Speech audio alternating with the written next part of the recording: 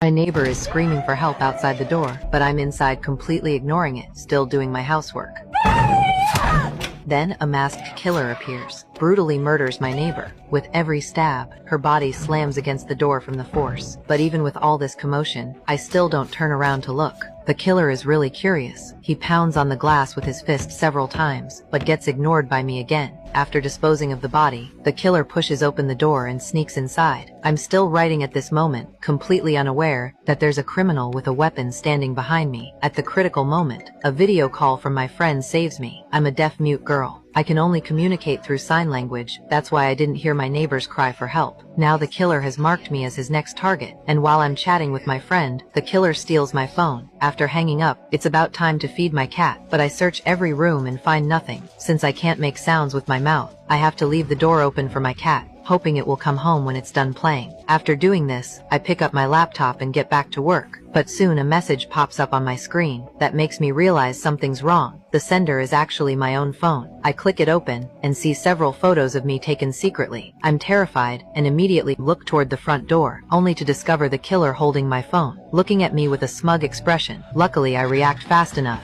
rush forward and lock the door tight. This prevents the tragedy from happening. The killer doesn't panic when he sees this. Instead, he carries his crossbow looking for another entrance. Since my phone isn't with me, I can only try to contact police through my computer. But the killer seems to anticipate this too. He gets to the house's electrical box first and destroys it, making my rescue plan instantly fall apart. Then he uses a knife to scratch a mark on the glass, as if telling me, "You're dead tonight." Even worse, the killer punctures my car tires one by one, right in front of me, trying to trap me completely in this house. I have no choice but to try communicating with him. I take out lipstick from my bag, write several lines on the glass, then use my flashlight, successfully drawing the killer over.